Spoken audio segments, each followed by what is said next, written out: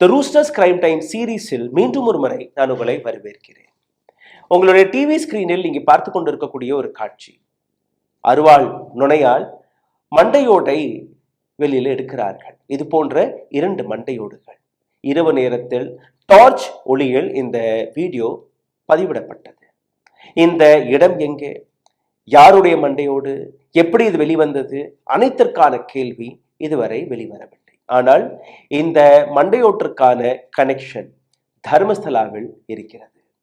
தர்மஸ்தலாவில் இந்த மிஸ்டர் எக்ஸோடைய கதையை ஒவ்வொரு நாளும் நீங்க கேட்டு வருகிறீர்களோ, அதற்கான வீடியோ ஆதாரம் தான் இது. மிகவும் எக்ஸ்க்ளூசிவான இந்த வீடியோ ஆதாரம் நாங்கள் பிளர் போட்டு காட்டியிருக்கிறோம். காரணம், யூடியூப் கைட்லைன்ஸ் இதை ஏற்றுக்கொள்ளாது. ஆனால் இந்த எவிடன்ஸ் எங்கிருந்து வந்தது என்று நீங்க பார்த்தீர்கள்னா, தர்மஸ்தலாவில் மிஸ்டர் எக்ஸ் தோண்டி எடுத்த அதே 2 மண்டையோடுகள், இந்த மண்டையோடுகளை அவர் தன்னுடைய கம்ப்ளைண்டில் ஆதாரமாக எடுத்து காட்டினாரோ, எந்த மண்டையோட்டை பையுக்குள் போட்டு அங்க இருக்கக்கூடிய நீதிமன்றத்திற்கு முன்பு இதை நான் தோண்டி எடுத்தேன் என்று கூறினாரோ, இது அதே மண்டையோடா. ஆனால் இந்த இடத்தில் பல மர்மமான கேள்விகளும் வெளிவர தொடங்கிவிட்டன. நேற்று எக்ஸ்குவேஷன் வேலையை தொடங்கி இருக்கிறார்கள் மாலை 3 மணிக்கு மேல. சாதாரணமாக நீங்க பார்த்தீர்கள்னா ஒரு 8 இருந்து 9 மணிக்குள், அதிகபட்சம் ஒரு 11 மணிக்குள் இந்த எக்ஸ்குவேஷன் வேலையை தொடங்கி விடுவார்கள். ஈவினிங் ஒரு 5:30 6 மணி, ஒரு சில நாட்கள் ஒரு 7 8 மணி வரை இந்த எக்ஸ்குவேஷன் வேலை நடந்திருக்கிறது. நேற்று முன்தினம் ஸ்பாட் நம்பர் 13 நாங்கள் எக்ஸ்குவேட் செய்ய போறோம் என்று ஒரு செய்தி வந்தது. அதற்கு முன்தினம் ஸ்பாட் நம்பர் 13 நாங்கள் எக்ஸ்குவேட் செய்ய போறோம் என்று செய்தி வந்தது. இன்னைக்கு 4வது நாளாக ஸ்பாட் நம்பர் 13 எக்ஸ்குவேட் செய்ய போகிறோம் என்று செய்தி வந்தால் கூட எந்த விதமான எக்ஸ்குவேஷன் வேலையும் அங்க நடக்காததற்கான காரணம் என்ன? ஸ்பாட் நம்பர் 13 எந்த விதமான மர்மங்கள் மறைக்கப்பட்டிருக்கிறது? யாருடைய அழுத்தத்தால் அந்த இடத்தை மற்றும் எஸ்ஐடி போலீசார்கள் தொடக்கூட மறுத்து வருகிறார்கள்? அப்போ இந்த ஒட்டுமொத்த வட்டாரத்தில் எத்தனையோ கொலைகள், எத்தனையோ பெண்கள் காணாமல் போன அனைத்து கேசஸ்களுக்கான ஃபைல்ஸ்களை எப்படி மாயமாக்கினார்கள் என்கிற அனைத்து கேள்விக்கான விடயத்தை இந்த பதிவில் நாம் பார்க்க போகிறோம். தொடக்கத்தில் நான் உங்களுக்கு எடுத்துக்காட்டிய அந்த வீடியோ காட்சி பிளர்ல தான் இருந்தது. ஆனால் கூட உங்களால் பார்க்க முடியும், லைட்டா பார்க்க முடியும் எப்படி அந்த அருவாள் நுனையால் அந்த மண்டையோட்டை வெளியில எடுக்கிறார்கள். நேற்று ஒரு வித்தியாசமான விஷயம் நடந்தது.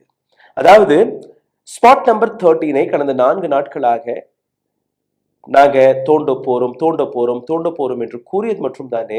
ஆனால் அந்த இடத்தை தோண்டாமல் தட்டி கழிக்கக்கூடிய வேலையை எஸ்ஐடி ஏன் பார்த்து வருகிறது என்கிற அந்த கேள்வி வரும்போது, அதற்கு முன்னாடி நீங்க பார்த்தீர்கள்னா ஒரு சில குண்டர்கள், ரிப்போர்ட் செய்ய போன பத்திரிகையாளர்கள், யூடியூபர்களை தாக்கிய அந்த காட்சி, அதுக்கப்புறம் போராட்டம் வேற. இன்னொரு பக்கம் நீங்க பார்த்தீர்கள்னா சோசியல் மீடியாவில் இதை ஒரு ஹிந்துத்வாக்கு எதிராக நடக்கக்கூடிய ஒரு எதிர்ப்பு அப்படியும் எடுத்து காட்டுகிறார்கள். தர்மஸ்தலாவை இஸ்லாமியர்கள், மிஷனரியை சார்ந்த நபர்கள், லெப்டிஸ்ட்கள் எல்லாருமே டார்கெட் செய்கிறார்கள். ஆனால் அந்த இடத்தில் கடந்த 40 ஆண்டுகளாக மாயமான பல்வேறு பெண்கள் அனைவருமே இந்துக்கள் தான். எப்படி இது இந்துக்களுக்கு எதிராக மாறியது என்று எனக்கு தெரியவில்லை. ஆனால் சோசியல் மீடியாவில், இன்னும் சொல்ல போனால் அங்க இருக்கக்கூடிய மெயின் ஸ்ட்ரீம் மீடியா உட்பட பல கனடா நியூஸ் பேப்பர் உட்பட ஹேக்டே குடும்பத்தை சப்போர்ட் செய்து, தர்மஸ்தலாவை சப்போர்ட் செய்து, இது தர்மஸ்தலாவுடைய பெயரையும் ஹேக்டே அவர்களுடைய பெயரையும் கெடுப்பதற்காக ஒரு சில நபர்கள் நடத்தக்கூடிய நாடகம் என்றும் கூறி வருகிறார்கள். அனன்யா பட் மாயமான கதையாக இருக்கட்டும், சௌஜன்யா உடைய கொலை வழக்காக இருக்கட்டும், அவருக்கு குரல் கொடுக்கக்கூடிய நபர்களும் நாடகம் ஆடிக்கொண்டிருக்கிறார்கள் என்கிற பல்வேறு செய்திகளை பரப்பி வருகிறார்கள். நேற்று என்ன நடந்தது அதை முதலில் பார்த்து விடலாம். நேற்று முன்தினம் ஒரு 3 மணி அளவில் தான் மிஸ்டர் எக்ஸ் எஸ்ஐடி டீமை சந்தித்திருக்கிறார். பல மீட்டிங்ஸ்கள் நடந்திருக்கிறது. ஆனால் எந்த விதமான எக்ஸ்குவேஷன் வேலையும் நடக்கவில்லை. சரி, நேற்றாவது நடக்கும் என்று நம்பினார்கள். ஸ்பாட் நம்பர் 13 மிக முக்கியமான இடம். இந்த இடத்தில் பல மர்மமான விஷயங்கள் புதைக்கப்பட்டதாக மிஸ்டர் எக்ஸோடைய ஸ்டேட்மெண்ட்டுக்கு பின்பு இந்த இடத்தில் தான் பல சவங்களை வரிசையாக அடுக்கி நான் புதைத்தீர்க்கிறேன் என்று கூறிய பின்பு கூட அந்த இடத்தை எதற்காக இதுவரை தோண்டவில்லை என்கிற அந்த கேள்வி. அதற்கு இடையில் பல அப்டேட்ஸ்களும் நடந்திருக்கிறது. எல்லாத்தையும் நீங்க இதற்கு மேல் கேட்க போறீர்கள். நேற்று ஒரு 2 மணிக்கு தான் மிஸ்டர் எக்ஸ் எஸ்ஐடியை போய் சந்திக்கிறார். ஒரு 3:30 மணி இருக்கும். அப்பதான் அவங்க ஒரு சில வாகனங்களில் ஏறி மிஸ்டர் எக்ஸையும் கூப்பிட்டு ஒரு இடத்திற்கு செல்கிறார்கள். சரி, ஸ்பாட் நம்பர் 13க்கு தான் அவர்கள் போறார்கள் என்று மீடியா டீம்ஸ் எல்லாம் அவர்களை பின்தொடங்கி இருக்கிறார்கள். நடுவிலேயே மீடியா அண்ட் டீமை மறித்து இதற்கு மேல் நீங்க வரக்கூடாது என்று கூறியிருக்கிறார்கள். ஆனால் ஸ்பாட் நம்பர் 13ஐ நோக்கி அந்த வாகனங்கள் போகவில்லை. கொஞ்சம் தொலைவில் இருக்கக்கூடிய 11A எந்த இடத்துல இருந்து அந்த நூற்றுக்கணக்கான எலும்புக்கூடுகள் கிடைத்ததோ அந்த இடத்திற்கு போறார்கள். அந்த வழியாக போகும்போது அங்கேயும் அவர்கள் நிற்கவில்லை. இந்த நபரிடம் எஸ்ஐடிஎன் டீம் கேட்ட இன்னொரு கேள்வி, அதாவது ஸ்பாட் நம்பர் 13ஐ தோண்டி பார்த்தால் அங்கே என்ன கிடைக்கும் என்று, அது அப்பாற்பட்ட விஷயம். பட் எந்த இடத்திலிருந்து நான் தொடக்கத்தில் காட்டிய இந்த வீடியோ 2 மண்டையோடுகள், அதை நீங்க எந்த இடத்திலிருந்து தோண்டி எடுத்தீர்கள் என்கிற அந்த கேள்வியை கேட்டு, ஏதோ நீ சுடுகாட்டில் போய் எடுத்து வந்திருந்த, எங்களுக்கு எப்படி தெரியும், அந்த இடத்தை அடையாளம் கண்டுபிடி. இந்த இடத்தில் தான் ஸ்பாட் நம்பர் 14, ஸ்பாட் நம்பர் 14 சுற்றி இன்னும் பல இடங்களை நேற்று ஐடென்டிஃபை செய்திருக்கிறார்கள். இந்த இடம் ஒரு நடுக்காட்டில் இருக்கிறது. இந்த காட்டுடைய பெயர் புலியா. புலியா என்கிற ஒரு கிராமத்திற்கு அருகே இருக்கக்கூடிய ஒரு காட்டுப்பகுதி தான் இது. தர்மஸ்தலா என்கிற இந்த இடம் மேங்களூர்ல இருந்து ஒரு 75 கிலோமீட்டர் தொலைவில் இருக்கக்கூடிய ஒரு இடம். அதாவது நீங்க மேங்களூர் ஏர்போர்ட்ல இறங்கி அங்கிருந்து கார் பஸ் அப்படி போனீங்கன்னா ஒரு 2 கிலோமீட்டர், அதற்கும் உள்ள இருக்கக்கூடிய ஒரு காட்டுப்பகுதியில் தான் நேற்று இந்த எக்ஸ்குவேஷன் வேலையை தொடங்கியிருக்கிறார்கள். எக்ஸ்குவேஷன் சொல்ல போனால் அப்படியும் கிடையாது. எந்த இடத்தில் இவர் இந்த மண்டையோடுகளை தோண்டி எடுத்தாரோ, அதாவது இந்த கடிதம் எழுதுவதற்கு முன்னாடியே இந்த ப்ரூஃப் எல்லாம் சேகரிப்பதற்காக மிஸ்டர் எக்ஸ், ஏன்னா கோர்ட்டுக்கு போகும்போது போலீஸ்கிட்ட போய் கம்ப்ளைண்ட் கொடுக்கும்போது என்னை கொலை செய்து விட்டால் என்னிடமும் ஏதாவது ஆதாரங்கள் இருக்கணும் என்று அந்த விஷயத்தை மனதில் வைத்து தன்னுடைய உயிரை பணைய வைத்து 2014ஆம் ஆண்டு இந்த இடத்தை விட்டு இவர் ஓடினாரோ அதே இடத்திற்கு சென்றிருக்கிறார். இந்த காட்டு பகுதிக்குள் யாருமே இரவு நேரத்தில் வரமாட்டார்கள், என்னை யாருமே அடையாளம் கண்டுபிடிக்க முடியாது என்கிற அந்த விஷயத்தை வைத்து இவர் இந்த காற்றுக்குள் போய் அந்த காற்றுக்குள் புதைத்த 2 பிணங்களை தோண்டி எடுத்திருக்கிறார். எலும்புக்கூடாக அந்த 2 இடங்கள்ல இருக்கக்கூடிய பிணங்களும் இருந்திருக்கிறது. அதை தோண்டி எடுக்கும் போது தன்னுடைய செல்போனில் டார்ச் ஒளியில் வீடியோ பதிவுகளை செய்திருக்கிறார், போட்டோக்களை எடுத்திருக்கிறார். அந்த வீடியோ தான் நீங்க தொடக்கத்தில் பார்த்த அந்த வீடியோ. அதே இடத்திற்கு மீண்டும் எஸ்ஐடி அண்ட் டீம் மிஸ்டர் எக்ஸை கூட்டி சென்று அந்த இடத்தில் மற்ற இடங்களையும் ஸ்பாட் செய்து அங்க எக்ஸ்குவேஷன் வேலை நடந்ததாக கூறியிருக்கிறார்கள்.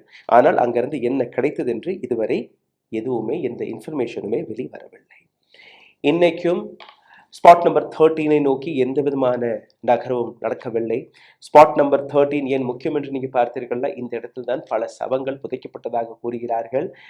இன்னொரு கேள்வியும் வருகிறது, அதாவது இந்த நபருக்கு எந்த விதமான பாதுகாப்பும் கொடுக்காமல் போலீசார்களுக்கு கொடுக்கப்பட்ட அந்த தகவல் எப்படி லீக் ஆனது என்று யாருக்குமே தெரியவில்லை. அந்த இடத்தில் நீங்க பார்த்தீர்கள்னா மீடியாவை சார்ந்த பல நபர்கள், அங்க கிராமத்தை சார்ந்த பல நபர்கள், ரவுடி கூட்டம் எல்லாருமே அங்க இருந்திருக்கிறார்கள். போலீசார்கள் அங்க வரவில்லை. மிஸ்டர் எக்ஸ் அங்க போய் பார்த்ததுக்கு அப்புறம் ஒரு மாலை 5 மணி வரை இங்க காத்து கொண்டிருந்ததுக்கு அப்புறம், ஏன்னா அவருக்கு 164 அதற்கு கீழே தான் அவர் அந்த ஸ்டேட்மெண்ட்டை கொடுத்திருக்காரு. அதனால அவருடைய உயிருக்கு பாதுகாப்பு கொடுப்பது அந்த போலீசார்களுடைய கடமை. ஆனால் அவருடைய உயிரை பணைய வைத்து அந்த இடத்திற்கு வந்தால் கூட போலீசார்கள் அங்க வரவில்லை.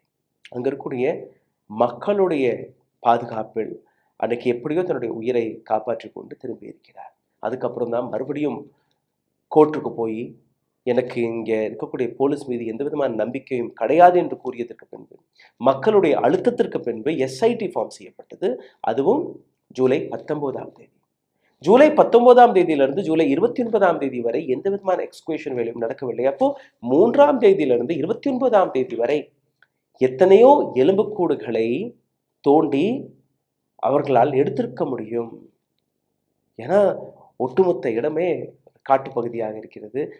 அந்த ஹேக்டே குடும்பத்தின் கண்ட்ரோலில் அந்த விஷயங்கள் இருக்கு. இப்போ பல நபர்கள் எடுத்து வைக்கக்கூடிய விஷயம், ஹேக்டேவை எல்லாம் இங்க இழுக்காதீங்க. அந்த குடும்பம் ரொம்பவே இந்துக்களுக்காக போராடி வரக்கூடிய குடும்பம். அதற்கான விடயத்தை நான் உங்களுக்கு எடுத்து காட்டப் போகிறேன். ஜெயந்த் டி என்கிற இந்த நபர் ஒரு ஐ விட்னஸ். 13 வயது ஒரு பெண்ணுடைய சவத்தை பார்த்திருக்கிறார். அந்த இடத்தையும் எக்ஸ்குவேட் செய்வதற்கான நேற்று முயற்சி எடுக்கப்பட்டது.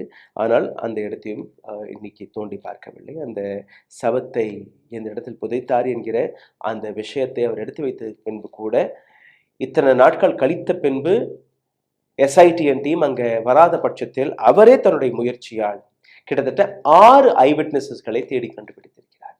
அதுல அந்த கிராமத்தை சார்ந்த ஒரு சில நபர்கள், ஆட்டோ ரிக்ஷா டிரைவர் ஒருவர், அதாவது ஒரு 15 ஆண்டுகளுக்கு முன்பு யாரெல்லாம் அந்த இடத்தில் அந்த சவத்தை பார்த்தார்களோ அது போன்ற 6 ஐ விட்னஸஸ்கள் அவர்களும் நேற்று எஸ்பி ஆஃபீஸருக்கு போய் தன்னுடைய ஸ்டேட்மெண்ட்டை ரெக்கார்ட் செய்திருக்கிறார்கள்.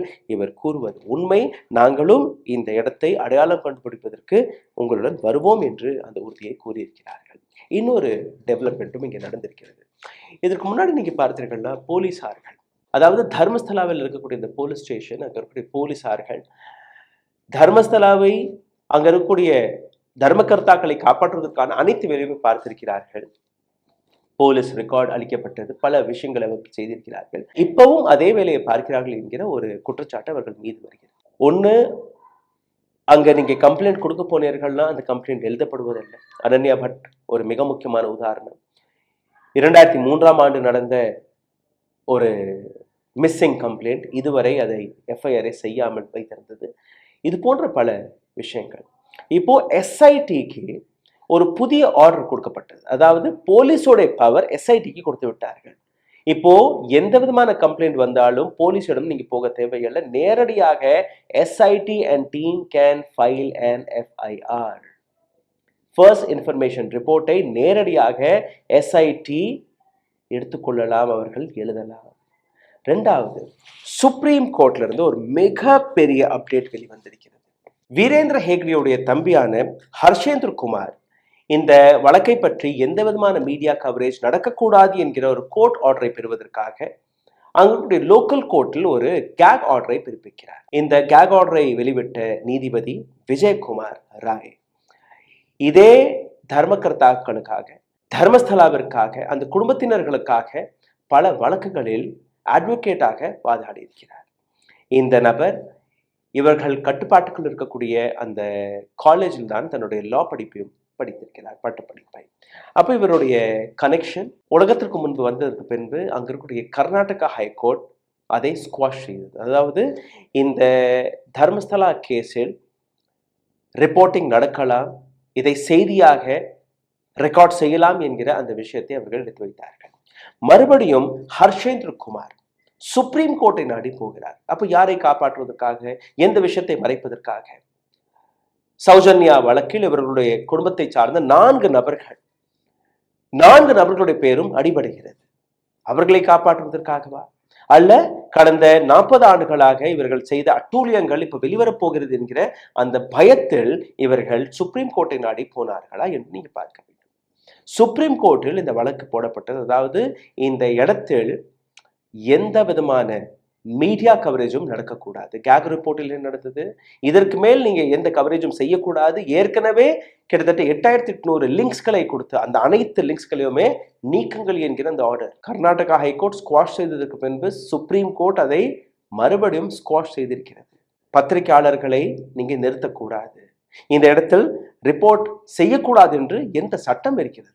அவர்களை விரட்டியடித்திருக்கிறார்கள். இப்போ ஹர்ஷேந்திர குமார், தர்மாதிகாரி வீரேந்திர ஹேக்டே, அந்த குடும்பத்தை சார்ந்த எந்த நபராக இருந்தாலும், எந்த வழக்கில் அவர்களுடைய பேர் இருந்தாலும், இதற்கு மேல் நீங்க தைரியமாக ரிப்போர்ட் செய்யுங்கள் என்கிற அந்த உத்தரவு சுப்ரீம் கோர்ட் வழியாக கிடைத்துள்ளது. ஆனால் இதற்கு பின்னாடி இன்னும் ஒரு சில மர்மமான விஷயங்கள் நடந்துள்ளது. ஒரு கடிதம் எழுதப்பட்டது அமித்ஷா அவர்களுக்கு.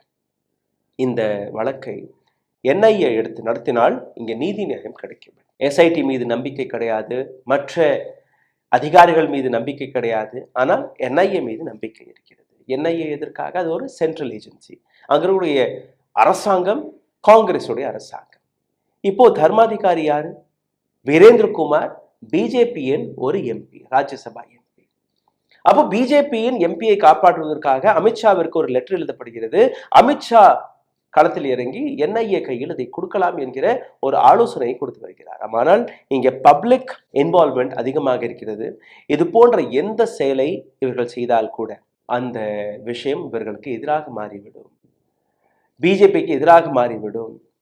அதனால் இந்த வேலையை வேறொரு ஆங்கிளில் இவர்கள் கையாள தொடங்கிவிட்டார்கள். அதாவது இதற்கு மேல் இந்த இன்வெஸ்டிகேஷன் ஸ்லோவாகணும், இதற்கு மேல் இந்த இன்வெஸ்டிகேஷனில் என்னெல்லாம் வெளிவருகிறதோ யாருக்குமே தெரியக்கூடாது.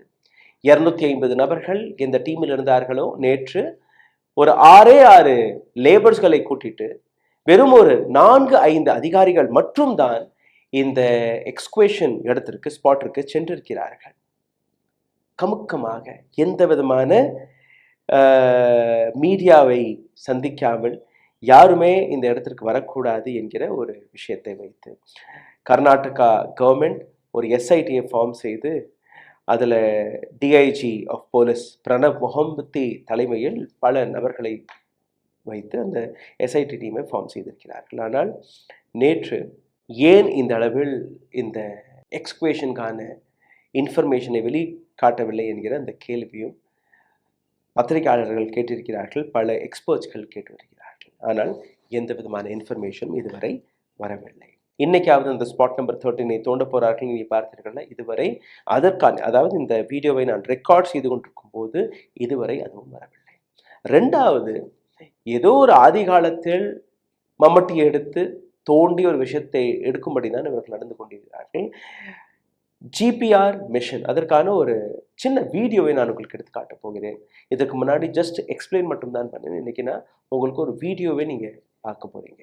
இந்த வீடியோவில் நீங்கள் பார்த்தீர்கள், ஒரு நபர் கையில் ஒரு கருவி இருக்கு, இந்த கருவி அப்படியே தரையில் ஓட்டிகிட்டே போறாரு. இந்த மிஷனுடைய பேர் தான் ஜிபிஆர் மிஷன், அதாவது கிரவுண்ட் பெனிட்ரேட்டிங் ரெடார் என்று கூறுவார்கள். இந்த மிஷனில் பல ரெடார்ஸ்கள் இருக்கும். இந்த கருவி என்ன பண்ணும்னா கீழே பாதாளத்தில் இருக்கக்கூடிய எந்த விதமான பொருளாக இருந்தாலும் அதை எக்ஸ்ரே முறையில் வெளிக்காட்டி வரும். அதாவது லைவாக நீங்க பார்க்கலாம். எஸ்ஐடி கொடுத்த நம்ப முடியாத ஒரு தகவல், இந்த மெஷின் எங்களால் வாடகைக்கு எடுக்க முடியவில்லை. சுற்றுவட்டாரத்தில் இருக்கக்கூடிய அனைத்தையுமே ஒரு பெயர் தெரியாத, அடையாளம் தெரியாத நபர் வாடகைக்கு எடுத்து விட்டாரா. சரி, பெங்களூர்ல இருந்து வர வைக்கலாமே. வருது, நேற்றும் வந்தது, முந்தா நேற்றும் வந்தது, இன்னைக்கும் வருகிறது, இன்னும் வரவில்லை. அப்படி இந்த ஜிபிஆர் மிஷின் வந்துவிட்டால் இவர்களுடைய வேலை பல மடங்கு ஃபாஸ்ட் ஆகிவிடும். அது இங்கே இருக்கக்கூடிய பல விஷயங்களை தோண்டுவதற்கு முன்பே உங்களால் பார்க்க முடியும். நீங்க அந்த கருவியை பார்த்து வருகிறீர்கள். ஆனால் இந்த இடத்தில் இதுவரை ஜிபிஆர் மிஷின் அங்கு கொண்டு வரப்படவில்லை. எஸ்ஐடியுடைய ஸ்டேட்மெண்ட், நாங்க அரேஞ்ச் பண்ணிட்டோம், இதோ வருது அதோ வருது என்று அந்த காலத்தை கடத்தக்கூடிய வேலையை பார்த்து வருகிறார்கள். ஸ்பாட் நம்பர் 13 ஏன் தோண்டப்படவில்லை? 14ல என்ன கிடைத்தது? 14ஐ சுற்றி பல இடங்களை அவர் ஐடென்டிஃபை செய்திருக்கிறார். அந்த இடங்களை பற்றின விவரங்கள் என்ன? எஸ்ஐடியுடைய இந்த ஒட்டுமொத்த எக்ஸ்குவேஷனுக்கான அந்த வேலை வெளிப்படை தன்மை இல்லாமல் நடக்கிறதாகவும் பல குற்றச்சாட்டுகள் எழும்ப தொடங்கிவிட்டது. அதற்கான காரணமும் இருக்கு. ஏன்னா இந்த நபர் ஐடென்டிஃபை செய்த இடங்கள் 50, அதுல 13 நீங்க தேர்வு செஞ்சீங்க. அந்த 13ஐயும் முழுமையாக முடிக்காமல் இப்போ புதிதாக ஒரு சில இடங்களை, அதாவது எங்கிருந்து நீங்க அந்த எலும்பு கூட்டை எடுத்தீர்களோ அந்த இடத்துக்கு நீங்க வாங்க, அந்த இடத்தை நீங்க பாருங்க. மிஸ்டர் எக்ஸ் உடைய லாயர்ஸ் ஓஜஸ்வி கவுடா மற்றும் சச்சின் எஸ் தேஷ்பாண்டே, இந்த 2 நபர்களுமே ஒரு புதிய ஷாக்கிங்கான செய்தியை கொடுத்திருக்கிறார்கள். அதாவது தொடர்ந்து மிஸ்டர் எக்ஸிற்கு மிரட்டல்கள் வருவதாக, போன் வழியாக பல நபர்கள் அவருடைய வாகனங்களை மறைப்பதாக, அவருக்கு ஒரு கன்மேனை உடனுக்குடன் இந்த நாட்டு அரசாங்கம் அவருடைய பாதுகாப்பிற்காக கொடுக்க வேண்டும் என்கிற அந்த விஷயத்தை விடுத்து வைத்திருக்கிறார்கள். இவருடைய ஐடென்டிட்டியை, அதாவது எங்க அடுத்த மூவ், எங்க அடுத்த இடத்திற்கு எங்க போறார்கள், என்ன அங்க போலீஸ் ஸ்டேஷன்ல பேசப்பட்டது என்கிற அனைத்து விஷயமுமே மீடியாவிற்கு, அந்த குடும்பத்தினர்களுக்கு லீக் செய்யப்படுகிறது. அந்த நபருடைய உயிருக்கான பாதுகாப்பு உத்தரவாதம் யார் கொடுப்பார் என்கிற அந்த கேள்வி. இதுவும் கோர்ட்டில் மீண்டும் ஒரு முறை நேற்று கேள்வியாக எடுத்து வைக்கப்பட்டது. கோர்ட் ஆர்டருக்கு இன்னும் அவர் காத்து கொண்டிருக்கிறார். அவருக்கு எந்த விதமான பாதுகாப்பும் கிடையாது. வெறும் முகத்தை மற்றும் மூடி எங்கெல்லாம் கூட்டி செல்கிறார்களோ அந்த இடங்களை அவர்கள் அடையாளம் கண்டுபிடிக்கிறார்கள். அந்த இடத்தை தோண்டக்கூடிய வேலை பார்க்கிறார்கள். ஆனால் மிஸ்டர் எக்ஸிற்கு எதிராக பல நபர்கள் அவருடைய உயிரை எடுப்பதற்கான வேலையில் இறங்கியுள்ளதாக அந்த ஷாக்கிங்கான செய்தியும் வெளிவந்திருக்கிறது. இதுவரை நடந்த விஷயம் இதுதான். ஒரு ரீகேப் பார்த்து விடுங்கள். எஸ்ஐடிக்கு எஃப்ஐஆர் போடுவதற்கான அந்த பவர் கிடைத்து விட்டது. சுப்ரீம் கோர்ட் மிஸ்டர் ஹேக்டே குடும்பம் எந்த மீடியா அங்கே போகக்கூடாது என்று முடிவெடுத்தார்களோ, அந்த சுப்ரீம் கோர்ட்டை நாடி போனார்களோ அதை ரிஜெக்ட் செய்து விட்டது. 13வது ஸ்பாட்டை இதுவரை தோண்டவில்லை. புதிய இடமான 14வது ஸ்பாட், அதாவது எந்த வீடியோ ஆதாரத்தை வைத்து எந்த எலும்புக்கூடுகளை அவர் எடுத்து காட்டினாரோ அந்த இடத்திற்கு போய் மீண்டும் ஒருவரை தோண்டி பார்த்திருக்கிறார்கள். அந்த இடத்தில் என்ன கிடைத்தது என்கிற எந்த தகவலும் இன்னும் வெளிவரவில்லை. அந்த இடத்தை சுற்றி இருக்கக்கூடிய இன்னும் பல இடங்களை அவர் ஐடென்டிஃபை செய்திருக்கிறார். அந்த இடங்களுக்கான இன்ஃபர்மேஷன் என்ன, இது எல்லாமே வெளிவந்திருக்கிறது. இதை தாண்டி கையில் என்ன கிடைத்தது என்கிற அந்த விஷயத்தை மற்றும் இதுவரை வெளிக்காட்டவில்லை. அங்க கண்டெடுக்கப்பட்ட எலும்புக்கூடுகளை ஃபாரன்சிக் லெபார்டரிக்கு அனுப்பிவிட்டார்கள் என்கிற அந்த தகவலும் நேற்று வெளிவந்திருக்கிறது. இதை பற்றின அடுத்தடுத்த தகவல்களை ஒரு மிக எக்ஸ்க்ளூசிவான ரிப்போர்ட் இன்னைக்கும் நாளைக்கும் நாங்கள் கொண்டு வர இருக்கிறோம். ஏன்னா அந்த செய்தி, அந்த தகவல் எங்களுடைய மற்ற நண்பர்கள் அவர்கள் வழியாக நாங்கள் ஐடென்டிஃபை, அதை ப்ரூவ் செய்ய பார்க்கிறோம். அது சரி என்று எங்களுக்கு தெரிந்ததற்கு பின்பு அந்த செய்தியும் நாங்கள் உங்களுக்காக கொண்டு வர போகிறோம். அதுவரை காத்து கொண்டிருங்கள். எங்களுடைய உழைப்பு, எங்களுடைய வேலை உங்களுக்கு பிடித்திருந்தால் தயவு செய்து கீழே கமெண்டில் உங்களுடைய கருத்துக்கள் எழுதி விடுங்கள். எங்களை சப்போர்ட் செய்ய நினைக்கக்கூடிய நபர்கள் கீழே எழுதியிருக்கக்கூடிய யூபிஐ ஐடியில் உங்களுடைய ஆதரவை தெரிவிக்கலாம். நன்றி, வணக்கம். ஊடகம் கார்ப்பரேட் அரசியல்வாதிகளின் கைப்பாவையாக, அடிமைகளாக இருந்தது போதும். இனி சாட்டை எடுத்து சுழற்றும் நேரம் வந்துவிட்டது. ஊடகம் பொதுமக்களாகிய உங்களுக்காக, உங்களாலேயே இயக்கப்பட வேண்டும்.